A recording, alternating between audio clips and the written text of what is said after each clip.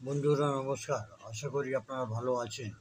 আমি ঈশ্বরের কাছে এটাই কামনা করি যাতে সবাই ভালো থাকুক। আমাদের আজকের বিষয় হচ্ছে গর্ভবতী মহিলাদের হৃদয়ের গতিটা বেড়ে যাওয়া। গর্ভাবস্থাতে হৃদয়ের গতিটা বেড়ে যাওয়া, এই জন্য কী করতে হয়?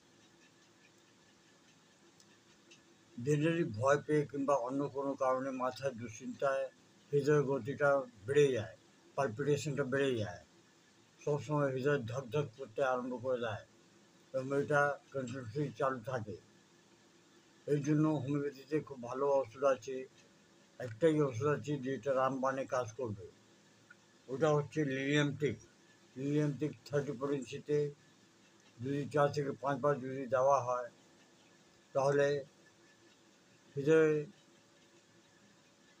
পালপিটেশনটা, হার্টের পালপিটেশনটা খুব তাড়াতাড়ি কমে যায় এবং মহিলা নর্মাল হয়ে যাবে। লিলিয়ামটিক এটা একটা রামবাণ ঔষধি আছে।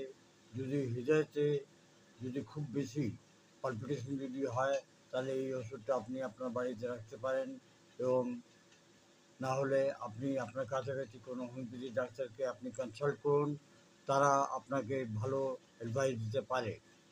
কেন আমি যেটা বারবার বলি, হোমিওপ্যাথি লক্ষণের হিসাব উপরে নির্ভর থাকে এবং অনেক সময় লক্ষণটা কিন্তু চেঞ্জ হয়ে যায়। এটা আপনি শুনছেন, ওইখানে আপনাকে ডাক্তার দেখে প্রেসক্রাইব করবে এবং অ্যাডভাইস করবে কী কী করতে হবে না করতে হবে। আশা করি এই ভিডিওটা আপনাদের পছন্দ হবে। পছন্দ হলে আপনারাও দয়া করে এটা একটু আপনাদের অন্য বোনদেরকে অবশ্যই পাঠাবেন, শেয়ার করবেন। নমস্কার। Long live homeopathy, long live Hahnemann.